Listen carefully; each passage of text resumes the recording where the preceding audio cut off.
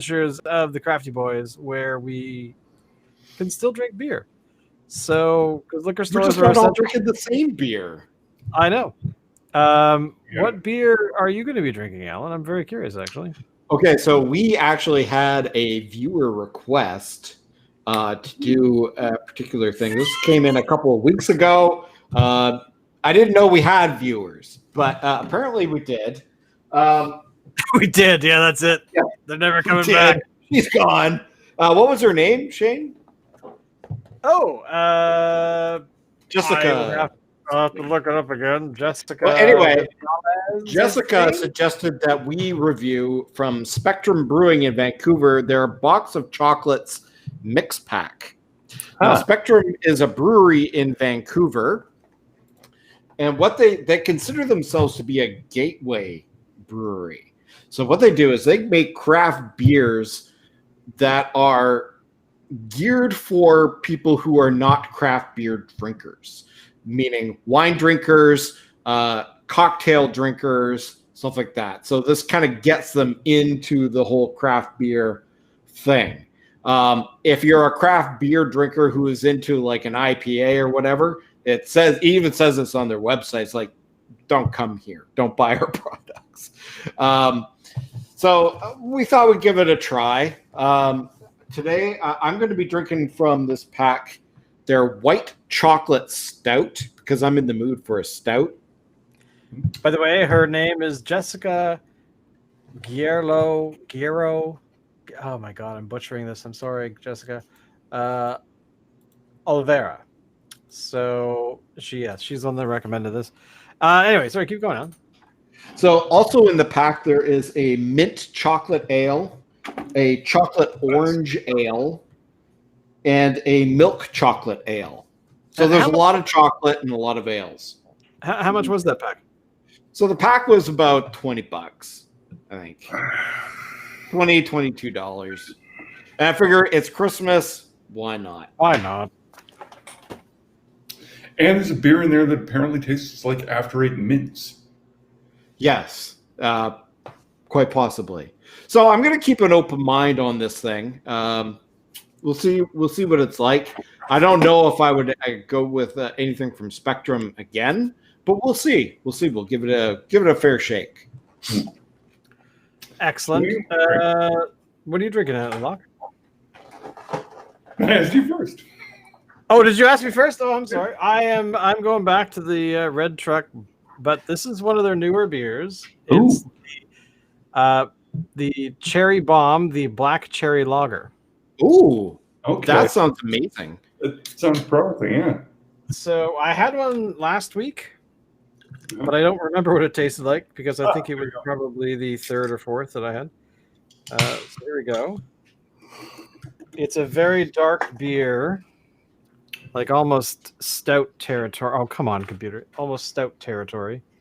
Has really amazing lacing. It actually smells like a stout. Yeah. But it does have a cherry finish, so I can't complain.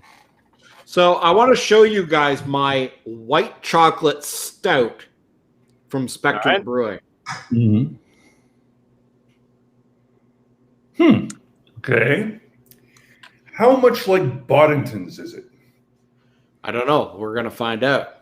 Now, I haven't had a Boddington's in a very long time, so...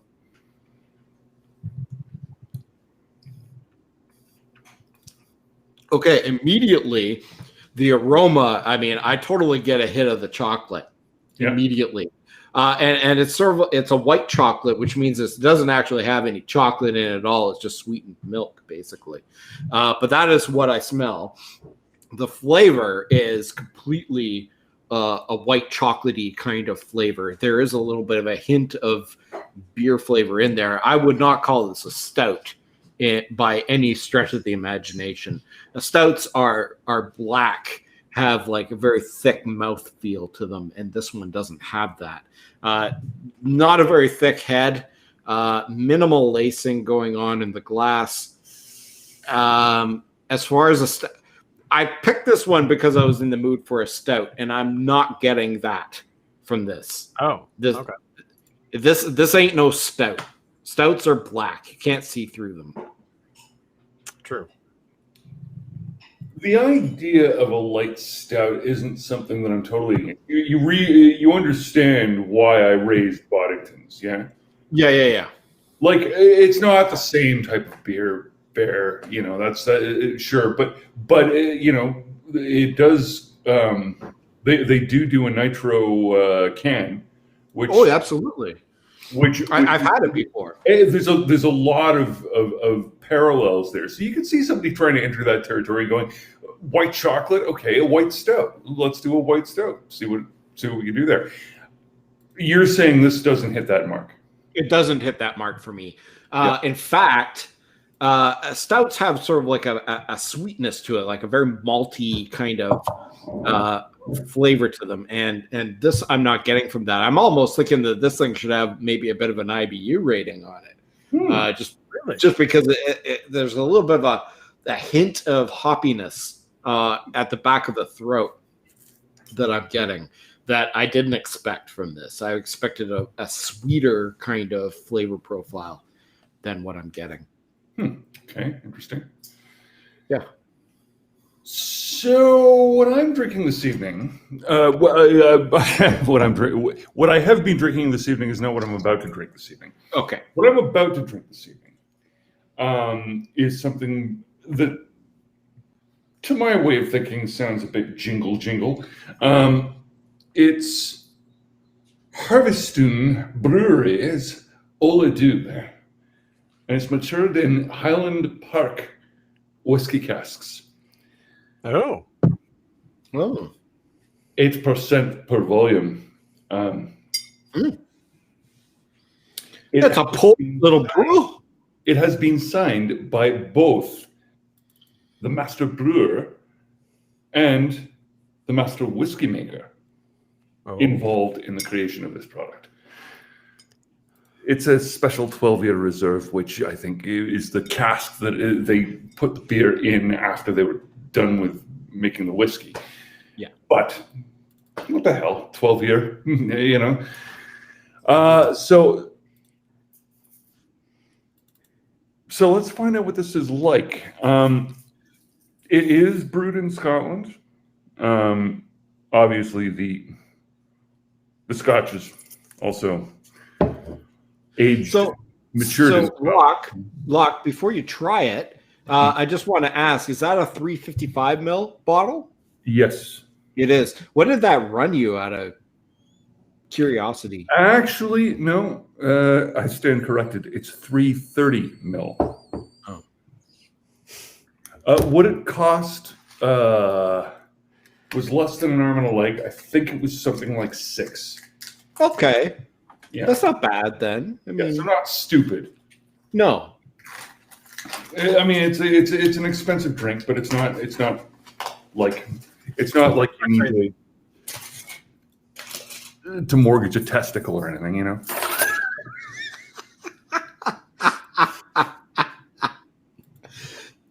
That's hilarious. And really, it is a nice dark-looking beverage. Wow, look at that head. It's a lot of fizz, isn't it? It is. But you know what? I mean, you didn't do a bad pour by any stretch. I mean, I don't think I was acting all crazy or anything. No. Hey, Dave, how's it going? What it tastes like. And it's Dave. How's your tea, Dave? What tea are you drinking Apologies tonight? for the lateness, boys. Not a It's a licorice, actually. Oh, that licorice again. I'm waiting for you I to don't like. think I've done licorice. No, I think I was doing the red last few weeks. You did Rooibos, but I think he's done licorice once. Yeah. Did I? Yeah. All right. Hey, Dave. God damn it. Yes. When you can start drinking beer again, yeah. I'm sampling one from a set tonight that you actually might dig. Sweet. Show it off. I'm gonna show it off. Yeah. Yeah. I'm actually curious about Locke's particular beverage. Well, actually, I am too, and I want to hear about that. Any of you gents had Highland Park 12-year? No. I don't think so. Truthfully, it's not my whiskey. Not because I don't like it, just it's not one that I go after. I had forgotten what Highland Park whiskey was like, and this is peatier than I recall. This is a single malt barrel that this beer was aged in.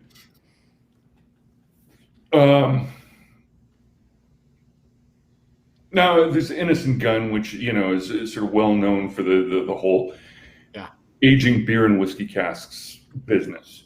But I don't know that I've even.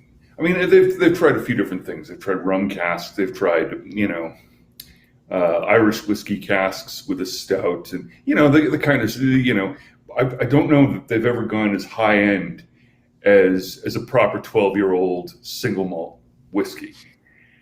And I have to tell you, this speaks more of whiskey than it does of beer. And I was about to poo-poo the idea that the barrel imparts as much as it says on the bottle, but this is interesting.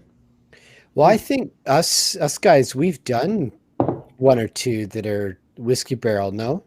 Oh yeah, we have. We do definitely in some barrel aged, but I think specifically we've done one or two that were whiskey. Yes, whiskey. I don't know if it agreed with me, to be quite honest. Single malt whiskey. Was it, guys? Do you remember? Well, I know I can speak for one in particular that we did do, and I've mentioned this before. The Budweiser one that is done on Jim Beam staves, which I found it to be pretty good. I'm pretty sure we've done a couple of. I have nothing wrong with Jim Beam. I mean, it's cheap whiskey with cheap beer, but actually the combination was pretty good. Yeah. I'm positive that we've done at least one or two others. Yeah. So there's Innocent Gun, obviously, and I'm pretty sure that at some point or another I will have done one or two of their products. But in case anybody's missing some context here, their sort of main entry to the market is a Scotch ale aged in whiskey casks, right? But like blended whiskey, not single malt, right? This is a different kind of event because once you go single malt and peaty, and this is peaty, and this is a darker beer, as you can well tell.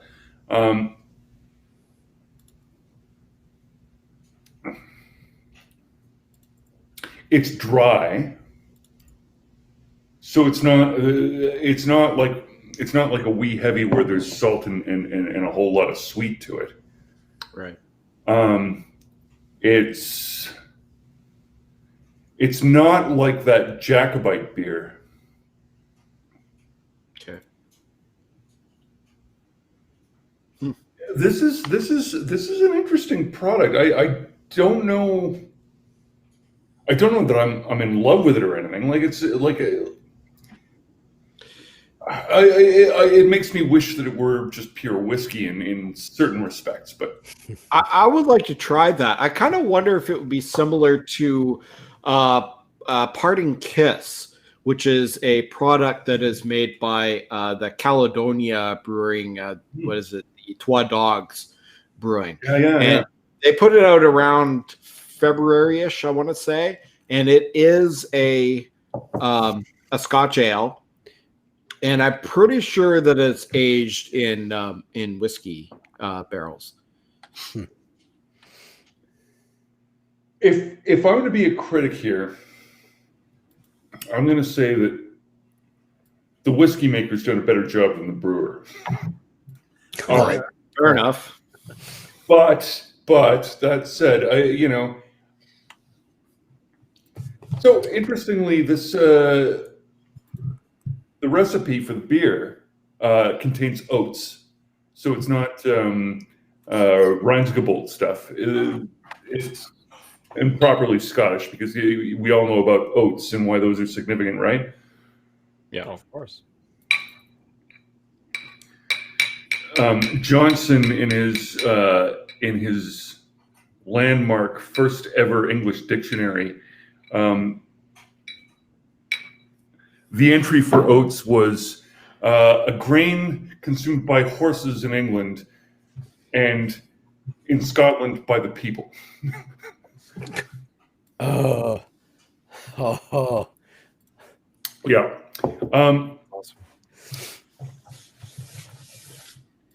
But I've got to say, oats have been making a regular round in sort of the Northeast brewing styles of, like where they were adding Lapulin powder and all that kind of crazy thing. So Dave, doesn't taste like any of those though. So Dave, this is the pack that I got. Oh, yeah, it is from Spectrum Brewing in Vancouver.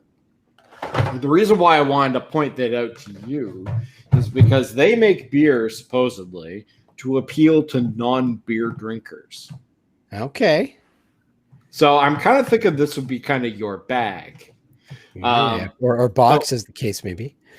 Well, yeah, and actually, I looked at their website. I looked at their website, and actually, there was a beer that was on there that sounded kind of appealing to me, Oh, and yeah.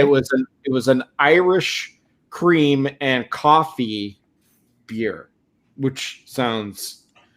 Oh, dude, that sounds like it's right up your alley. You're always It all actually about is. coffee stouts Yeah. and stuff.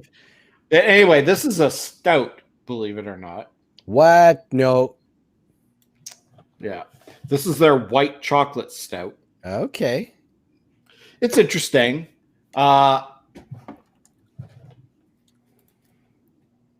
you're not a big fan. I can tell.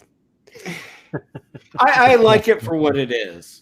If it wasn't for this show, I probably would never get this again.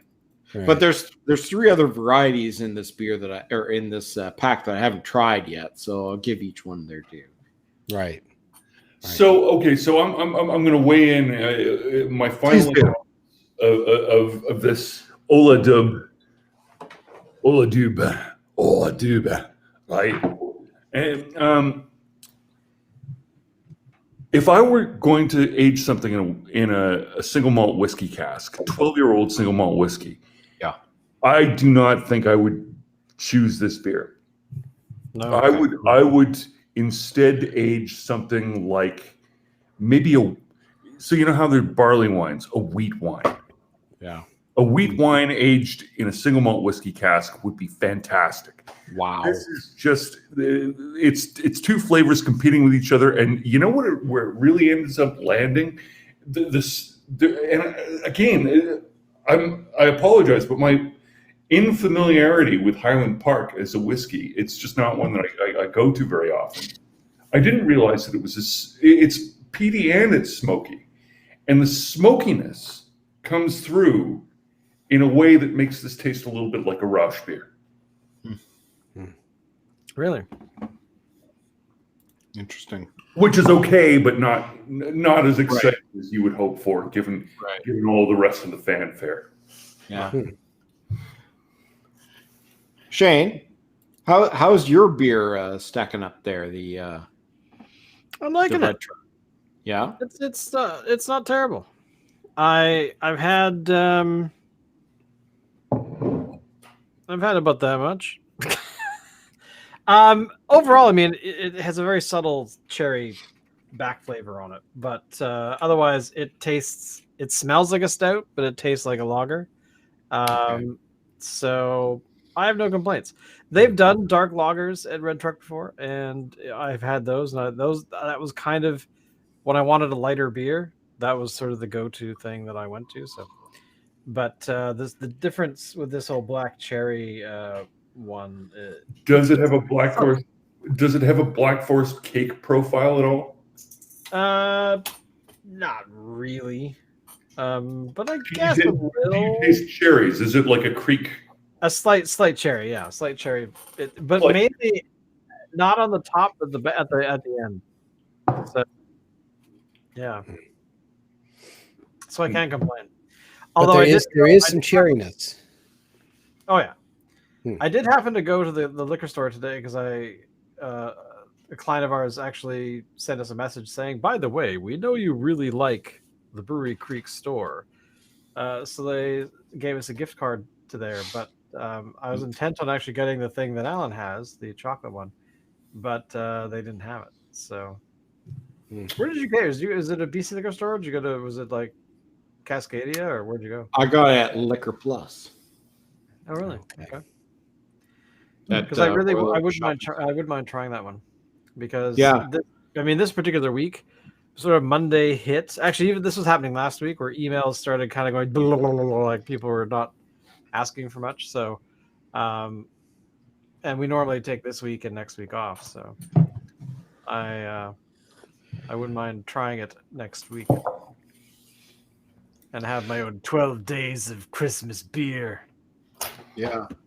So you guys feel so? Hey, I have a question. Do you feel like you're ready for Christmas now? Like, are you in the Christmas spirit mode?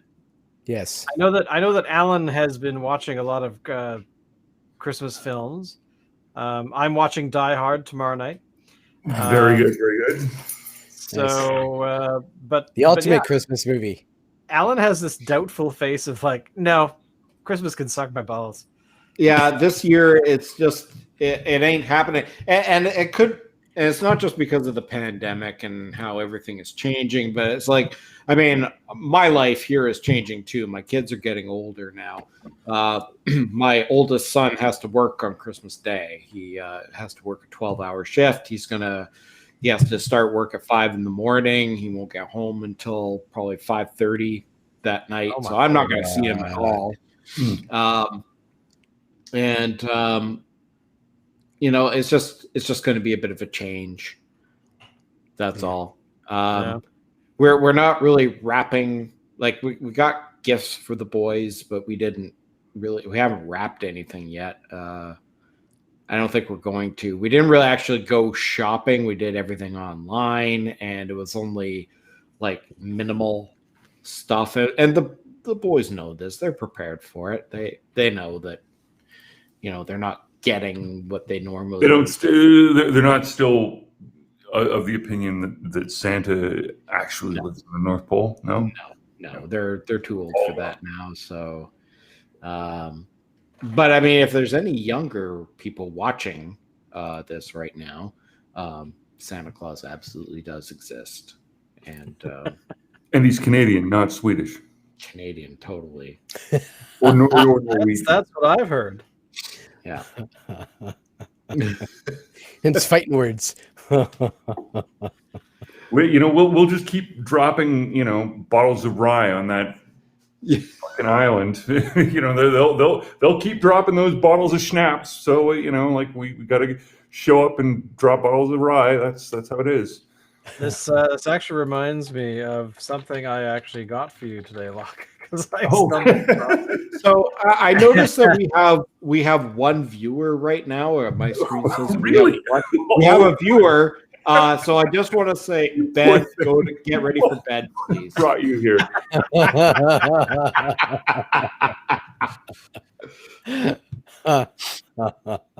That's brilliant. Absolutely brilliant. I am so in preparation for Christmas, actually, what's really coming down is I've got a viewing party on the still kind of sorting out the details. Oh, nice. There you go. Eddie is Santa Claus. Yeah, there's a viewing party going on Boxing Day that I'm sorting out with some people in Australia and Calgary and Edmonton and maybe other places too, but we shall see. But the question was what to watch. And so I made the suggestion that maybe... Well, okay, so my suggestion was actually that, Scrooged, because I haven't seen it in a while, and I'd like to see how it's aged. Bill Murray, of course. But, the other two classics that I mentioned were Time Bandits and Return to Oz. And God, I haven't seen Return to Oz in ages. yeah, and one of the other people who was on the chat did a quick Google search on it, and it was listed as the most disturbing so-called children's movie ever. I have actually, Well, I've seen that too. That is true. Are you sure that's right? Because, Well, here's the thing: is that the people are lulled into this false sense of security with the Wizard of Oz, where if you've read the books, which I did actually go through about 5 or 6 of them about 2 or 3 years ago, the Wizard of Oz is very much kind of the film from the 30s is a very loyal adaptation to the book.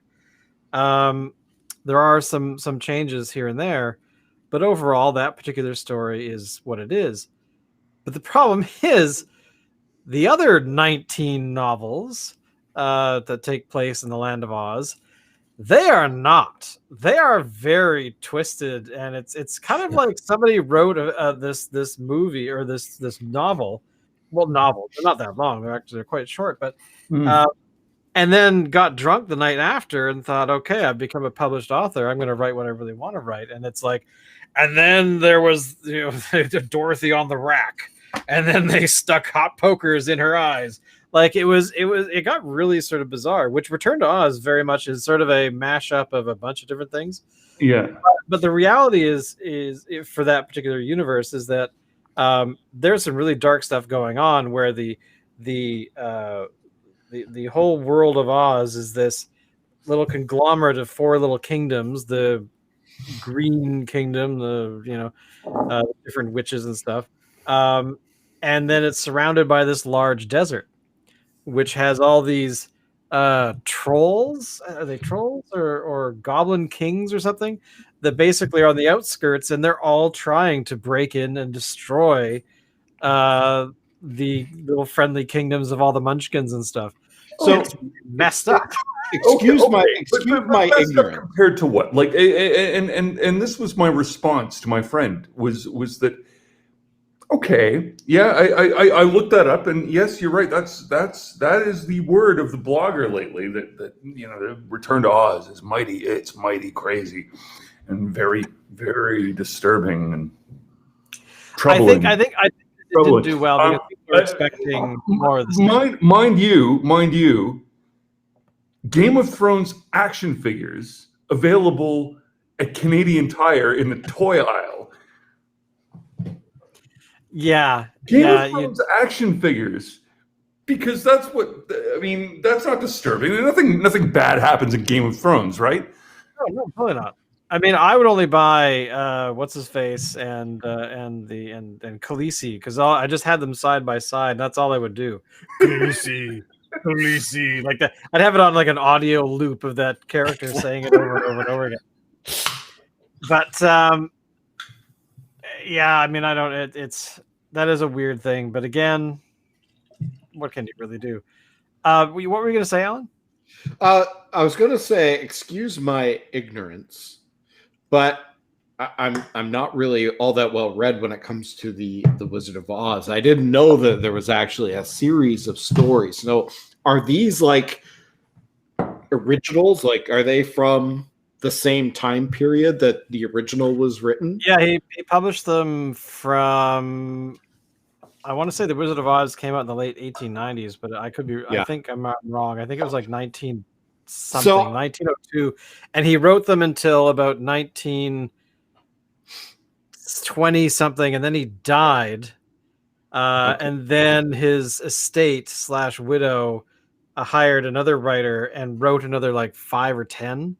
Okay. Something like that. I read that stuff like a couple years ago, which is why I started reading them. I'm like, wow, there's actually more. Wow, I thought there was like 2 or 3, but no, there's like 25. Okay, so Return to Oz, I've actually never seen, and the only reason why I never saw is because I figured it was just a studio cash grab to make money off of the original.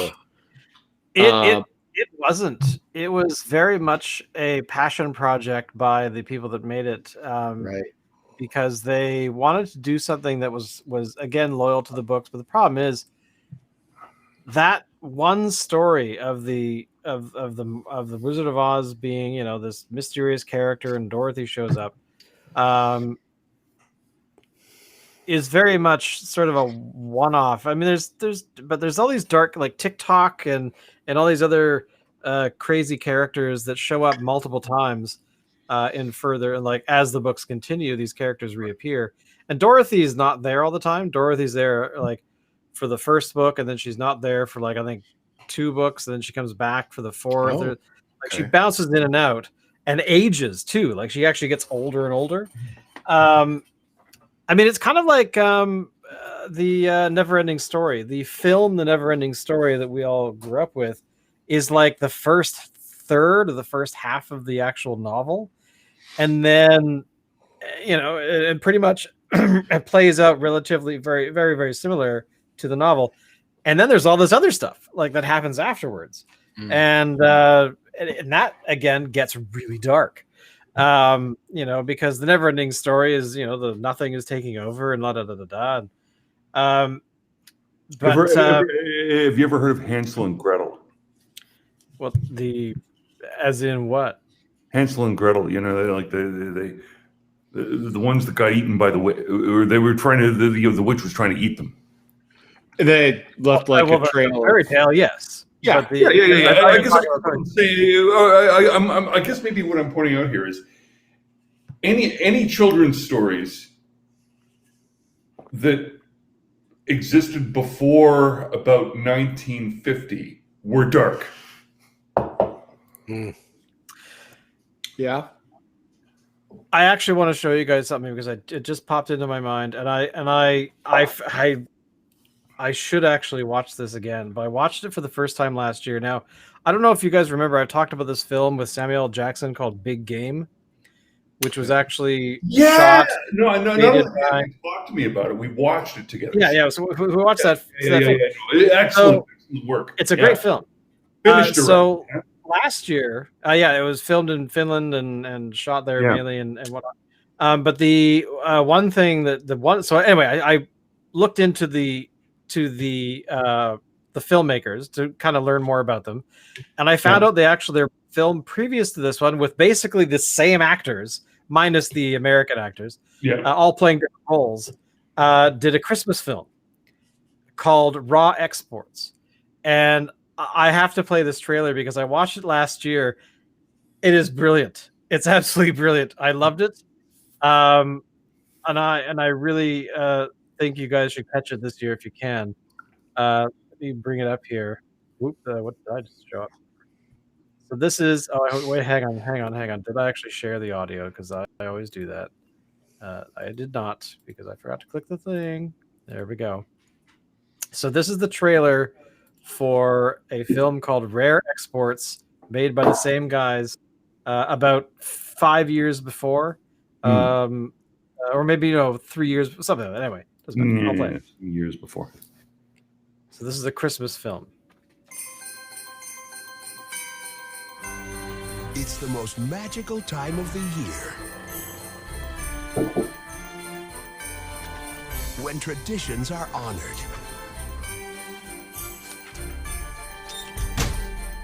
and the youngest among us still believe in the spirit of the season.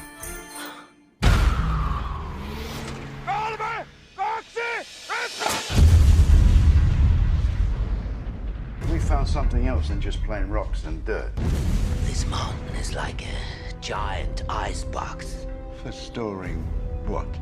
Drill deeper. Prepare the dynamite. You have a grave to rob.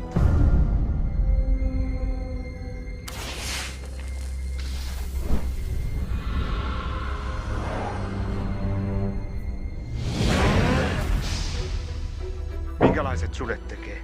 Hyvää joulua.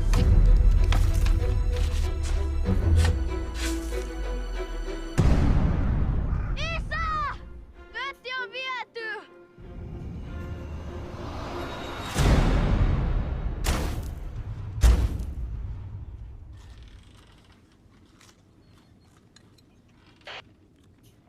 We have Santa Claus. Selitä sille, että meillä on täällä pukki myytävänä.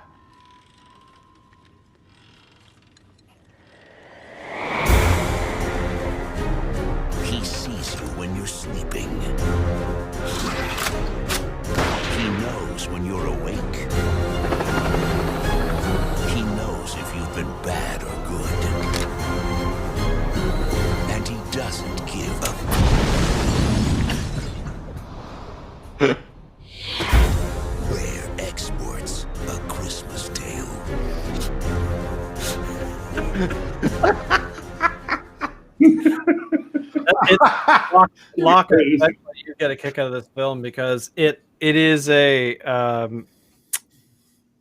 basically Santa is like this evil character who eats people, has an army of elves who basically kill people and bring them to him to feed on. And there's a whole lot more to it. I mean, you'd think I'm spoiling it, but no, I'm not. There's so much more to it. And these guys searching for oil or whatever the hell discover this tomb that's been sealed for 200 years or something because they captured Santa to keep people safe and stuff like that. So yeah, so I definitely recommend it. Rare Exports. It's as I said, the same actors from the Samuel Jackson flick. So is that the one where the kid has to go out into the woods to prove that he's a man or whatever, and That's it comes Samuel across Jackson one. Samuel that's the Jackson? game, Yeah. And Jackson's like a wuss, can't fight or Yeah. But yeah, it's hilarious because once I found out that it was a Christmas film, I think I looked them up sometime in November because I think I actually showed the film to somebody around that, or showed them Big Game. Come to think of it, when were you here last, Lock? It might have actually been you last year. It was me last year. So this was maybe the last actual fact that happened in the universe before COVID-19 canceled everything. Was that I was hanging out at Shane's place over Christmas and we were watching this. So I highly recommend it. But yeah, there you go. Interesting. So I just wanted to let you guys know I dove into a second beer in this pack. And which one are you going to? So I went into their was it mint chocolate ale? Oh, I want to know all about this. Is it good? It is good.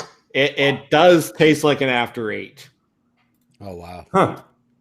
A beer that tastes like an after 8. Allison, we're gonna have to go out and get some tomorrow immediately. It's basically like liquid after 8. This is it here. 5% alcohol by volume. It actually looks exactly the same as the last beer. It probably is, and probably had some like mint extract put into it, and that's pretty much it. But why not? Yeah, no problems with that in a Christmas beer. This one is better than the white chocolate stout. Interesting. Dave, you said you were feeling the Christmas spirit? I draw the line at mint. You can add mint to anything, it's fine. Yeah, it's true. But Dave, you said you were actually the one who said that you were feeling the Christmas love. Why is that? Well, tell us why. Yeah. Because I'm not working.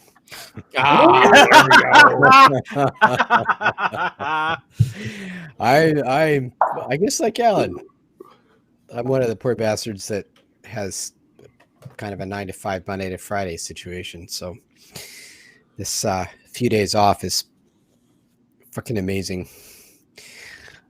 Basically, only a few. How many days do you get? Today was the first day. For how long? Just like through the weekend. Oh, okay, that's not so bad. Yeah. This year Boxing Day is on Sunday, right? Or Saturday? I think so. Saturday. Is there actually a stat on the Monday, on the 28th? Yes, there is. Yeah. Unfortunately, I'm working that one, but I was told to get the first off. So. Oh, which is like the next. But everybody gets the first off. God, I can't believe it's Christmas Eve tomorrow. That just blows my mind. Yeah, I can't believe it's freaking Christmas already.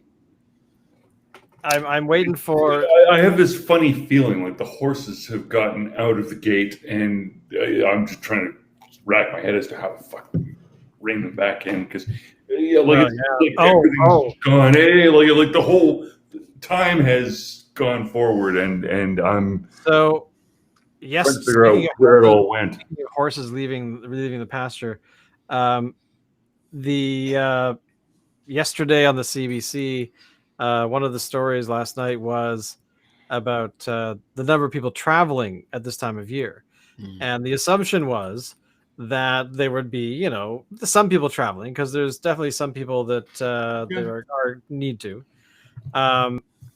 but they were expecting like really low numbers, and apparently all of the airlines and whatnot are actually saying no. There's going to be like 80 million people traveling in the U.S. This is specifically the U.S. Yeah. traveling to see family over the holidays.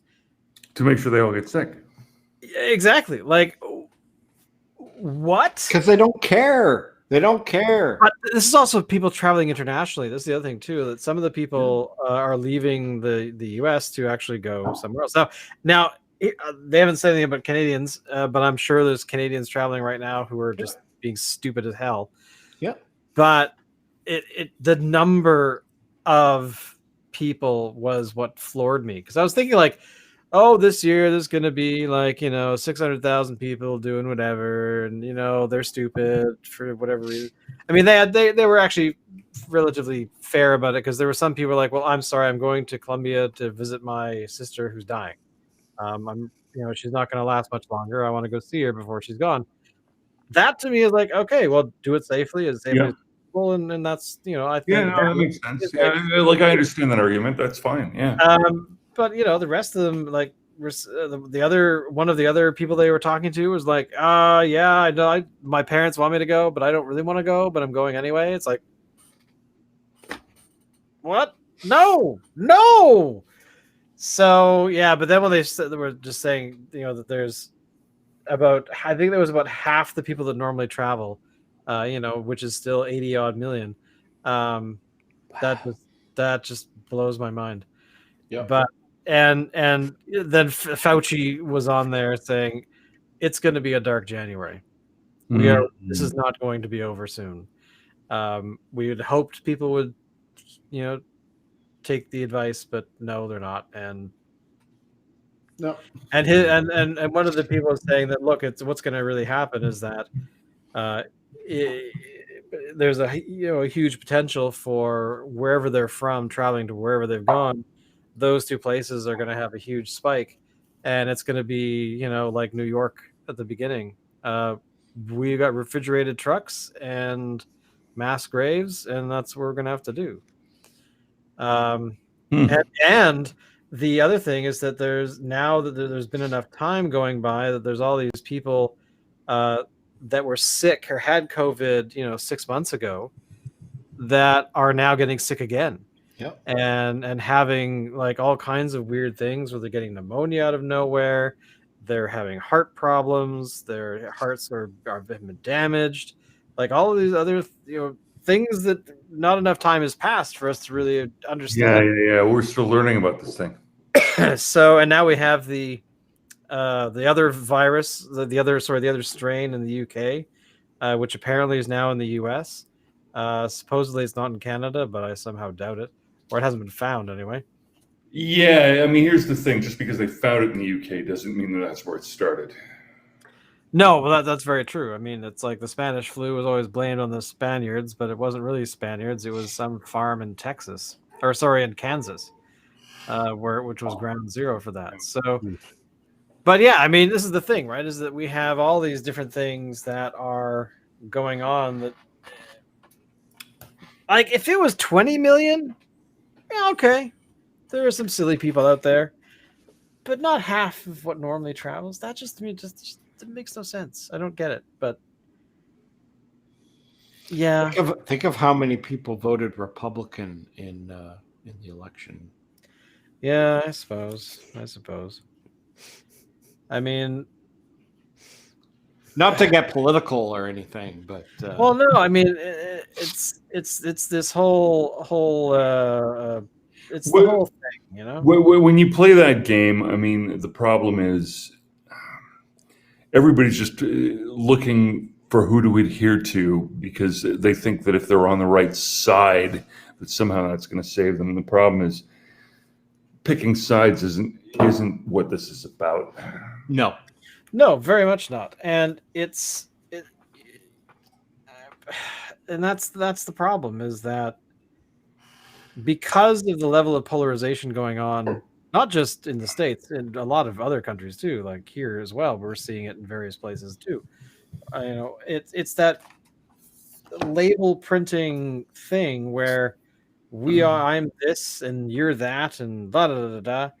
Yeah, And it's really unfortunate that when it comes down to a disease running around hurting people, like that to me should be a moment where you go, you know what, I don't agree with your politics, but right now there's some other things we got to take care of. That's not the latest Economist had a good joke in its political cartoon section.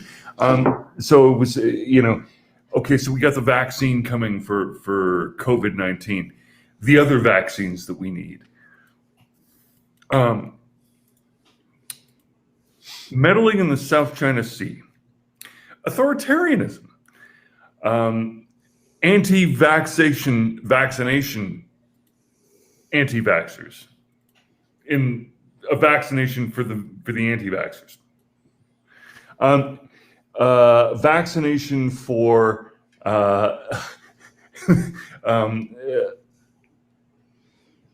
24-hour news cycle that's out of control. Conspiracy theories everywhere.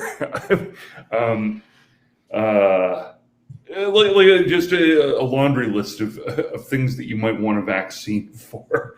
And the problem is none of those are coming. Yeah.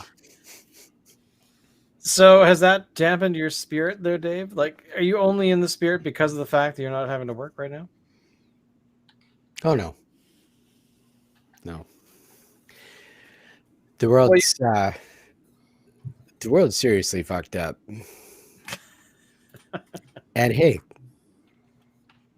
are you gonna let that drive you in shitty directions mentally? Fuck it. Yeah, it's not worth it, is it? Well, you can you got two choices. You can decide you bonkers. can do something about it, and you do, or you realize there ain't nothing you could do about it. And hey, Yeah. let it go. In other language, if there's no solution, there's no problem. Mm-mm. That is so There true. is always the Kobayashi Maru. Kobayashi Maru. Well played there, Dave. Well played. Boko Maru, raising the stakes.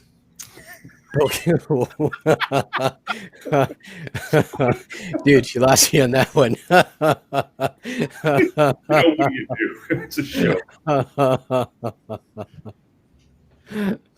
You don't like the game? Change the rules. That's how else do you survive?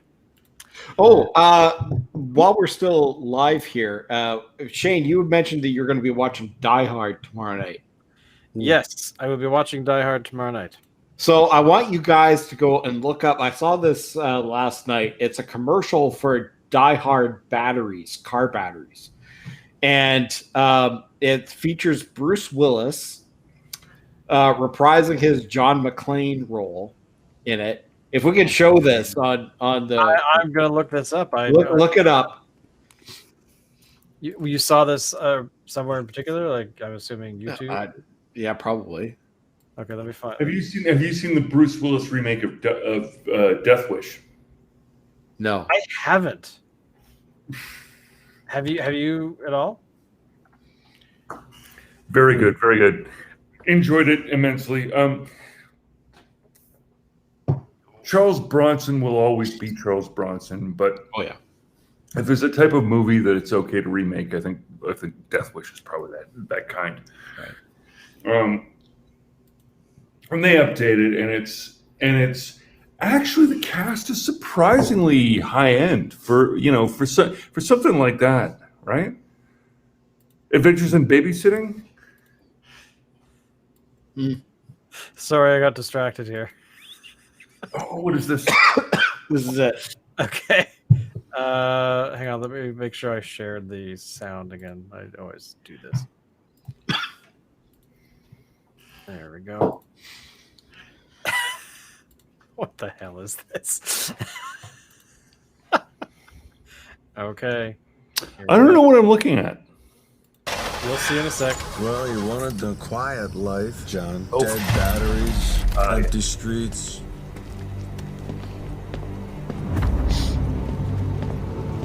Video. Oh, really? Oh, really?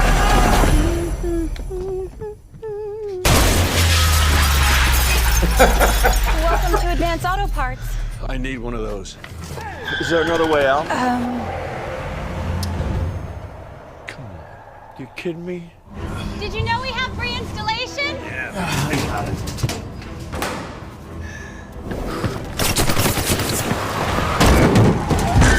Mac?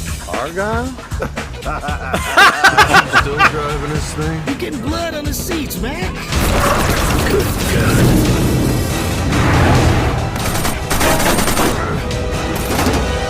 Oh man, I just paid this off. Argyle, you all right? We're getting out of here, buddy. Just gotta change my battery.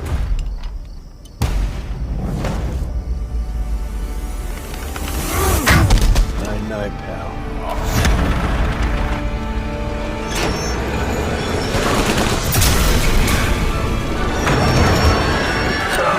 Argyle, get up. Yeah, happy trails. Get out of here. Keep this car moving.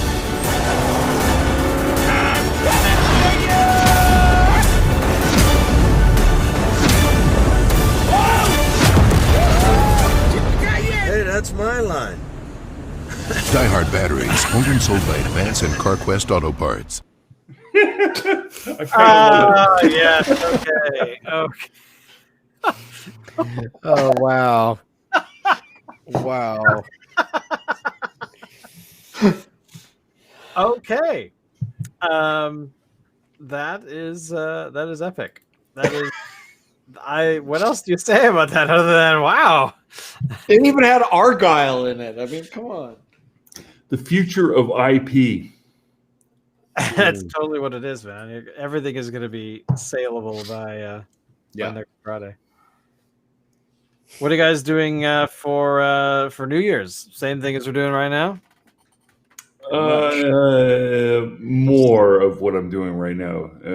We have one more show of this year, and it's next Wednesday, so it'll be the 30th of December, and we got to go out. Do it. You can do it. Yeah, well, 2 nights of drinking in a row. I don't know. I can't. I don't know. Yeah, I'm on. Yeah, we'll do that. Yeah, it's a For the sake of the show, right? For the sake of the show. For the sake of the show. For the little kids. We're doing it for the kids. We're too disturbed by children riding on flying sofas. We'll point into center field before we take our first drink.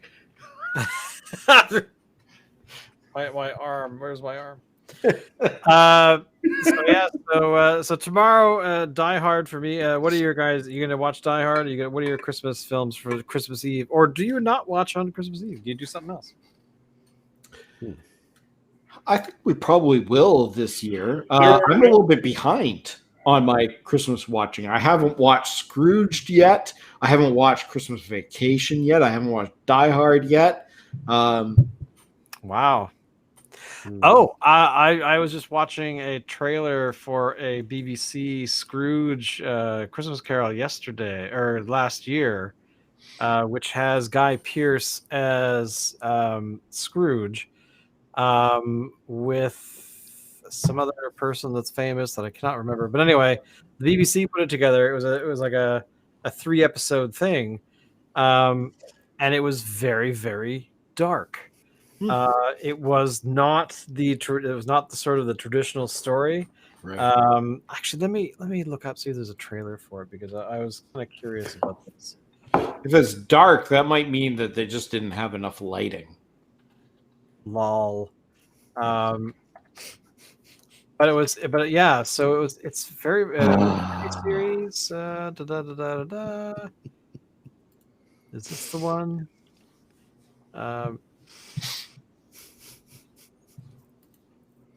but it also has Gollum in it. Oh, oh my lord, what is the actor's name? Andy Serkis. Andy Serkis is I was one gonna of say the Smeagol, but Smeagol. So let me here we go. Let me find it here. So let me share it again. It's the day before Christmas Eve. We can do whatever the hell we want. Yeah, so the BBC apparently it was the BBC had like all kinds of rave reviews of actually making something that Why am I not allowed any peace? The chain that you must now wear, Mr. Morgan.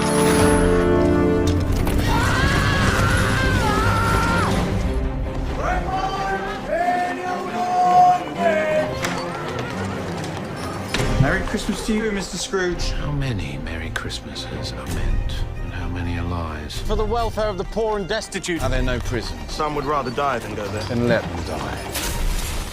What is this place? It is the place where Christmas comes to die. You seem to despise him even more than I do. Let's not talk about him, not even once. Why? It's Christmas. Prepare ye, Ebenezer.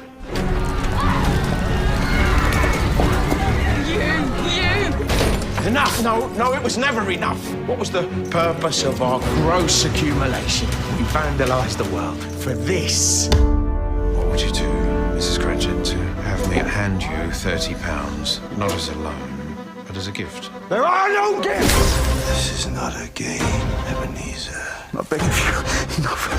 I do this only for the life of my child. Come and look upon the evil that you did.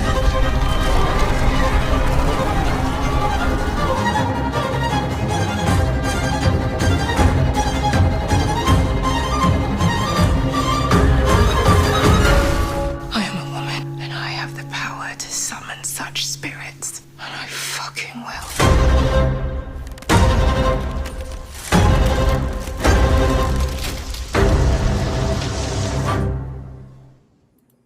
So there you go. Jesus, that's a deadly fiddle. wow. That We're gonna go cry in a corner somewhere.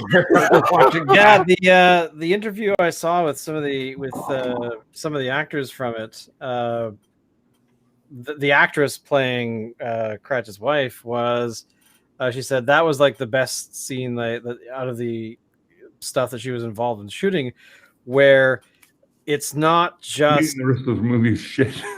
well, no, it's not just a picture of Scrooge as being this sort of miserly character.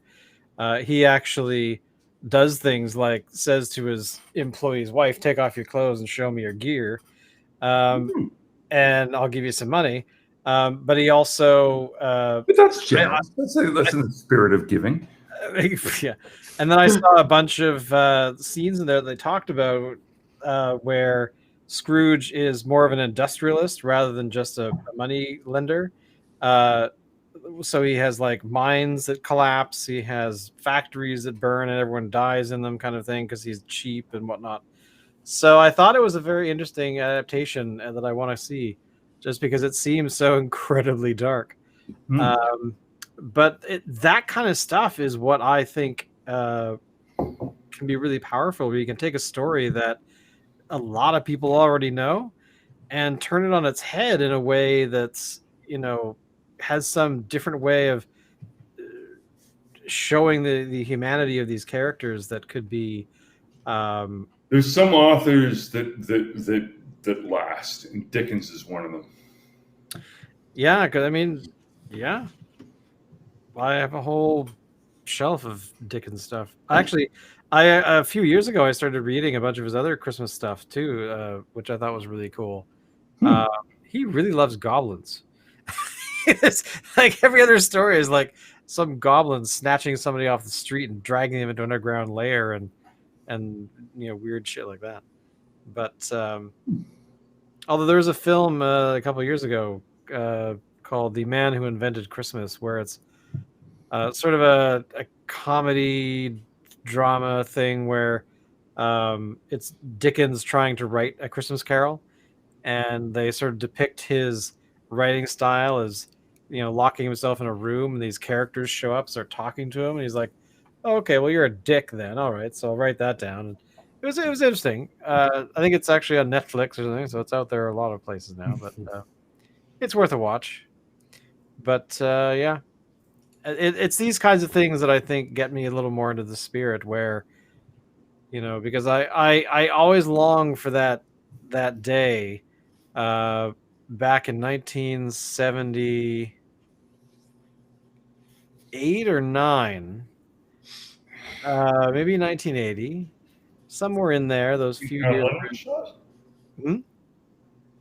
Well, no, I long for it because there was a time where I was in my parents' car. We were driving home from somewhere. It was near Christmas time. I always, in my mind, it must have been Christmas Eve. I'm sure it wasn't, but a plane flew over, and it had a red blinking light on it, and I was like, "Oh my God, there's Santa! Oh my God, there's Rudolph!" And I remember that feeling of that sort of magical element of the world, and I struggle as an adult to find that again.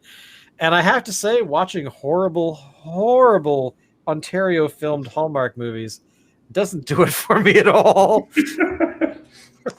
Yeah, when I'm trying to revisit the romance of childhood Christmas, generally I go to John Carpenter. Well, this is what I mean. Like, this is about watching Raw Exports last year. Totally floored me. Like, this is what they made before they made the other one. Like, what the hell? Are they drunk?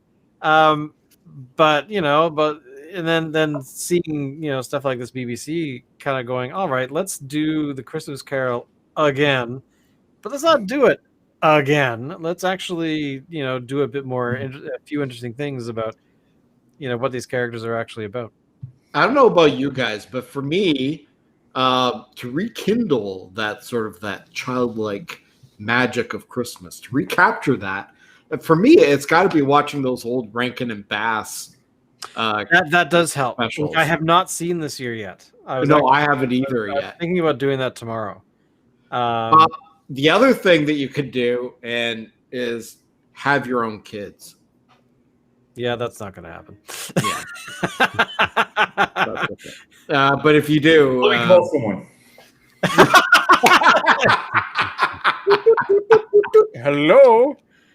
Yes, I'd like to order 7 children, please. Well, okay, let's not go nuts. Okay, but 1 or 2 are good. Yeah, well, I mean, I remember you telling me a long time ago when your kids were still very young about getting to watch them, go through the Santa phase and like that. I mean, I want to see this film that just came out a couple weeks ago called Fat Man, which I'm assuming you guys have seen the trailer. Yes, no, maybe so. Okay, all right, here we go. Or I'm sorry to the person who's watching. It's like this is our show. We can do what we want. Let me find it here. But basically, it is. Well, I'll just show it to you. Here you go. Yeah, sure. I think I've seen it, but you've seen the trailer. Yeah, well, I think I have. Yeah. I don't think I have. Show it to me.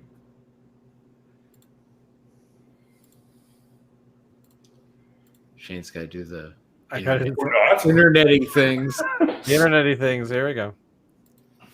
So this just dropped like a couple weeks ago.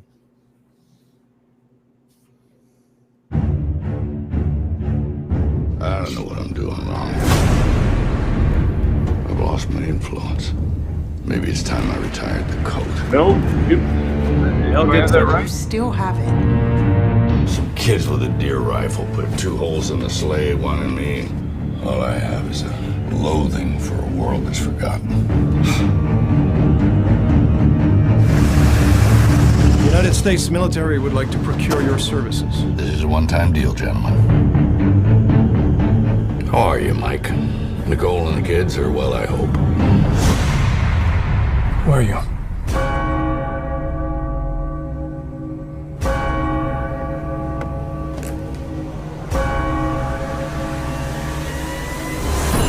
You just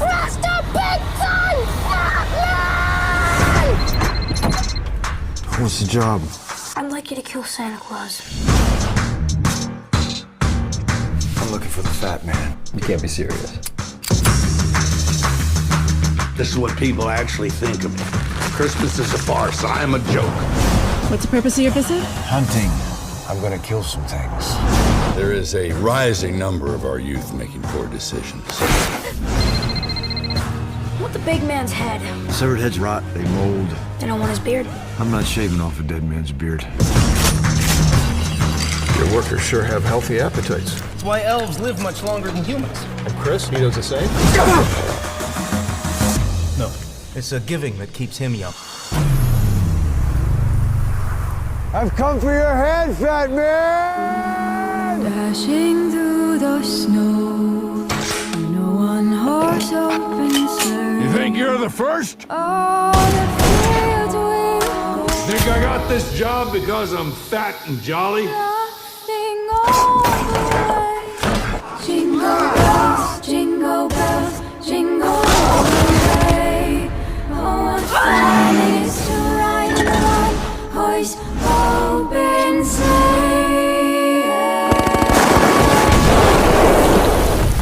How come while you sleep? The fat man's got his eye on you, kid. Hey, whoa! Oh, that's Donner. Lucky it wasn't Blitzer. Should tear your package clean off.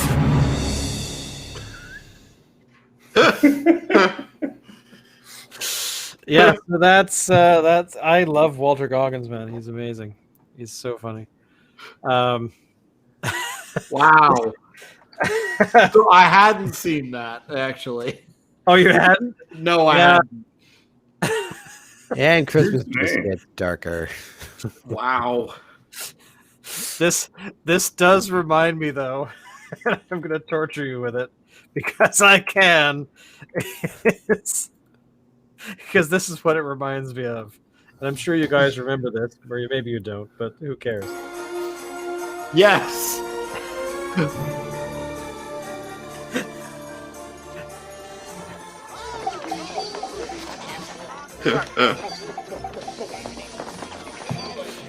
It's my very special recipe. We're not gonna make it if we don't hurry. You realize how late we I told you you're gonna break those toys. Oh, wait. Santa Claus, come quick. Look.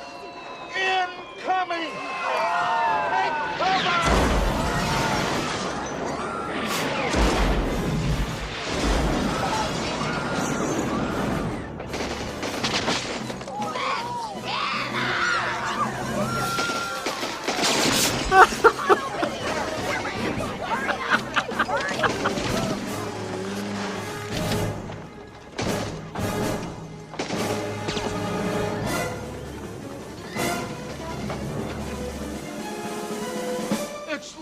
Majors, the $6 million band. Santa, is there a back way out of this place? Of course there is, Lee, but this is one Santa that's going out the front door. Look, it don't matter a hill of beans what happens to me. The world couldn't afford it if anything happened to you. Now you stay put.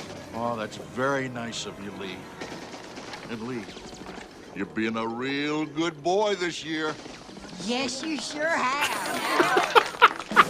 7 o'clock. Psycho sees Santa's workshop.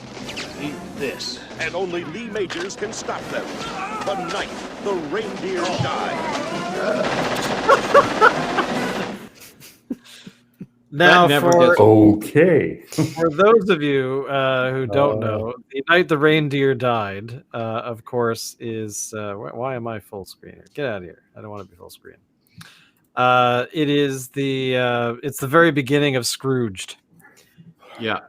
So there's 3 great commercials at the beginning of Scrooge. There's that one, the Robert Goulet Cajun Christmas.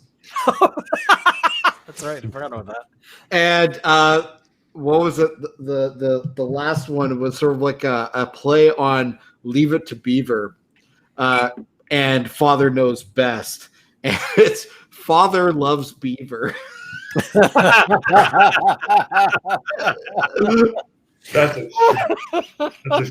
I know your father, he's out chasing beaver.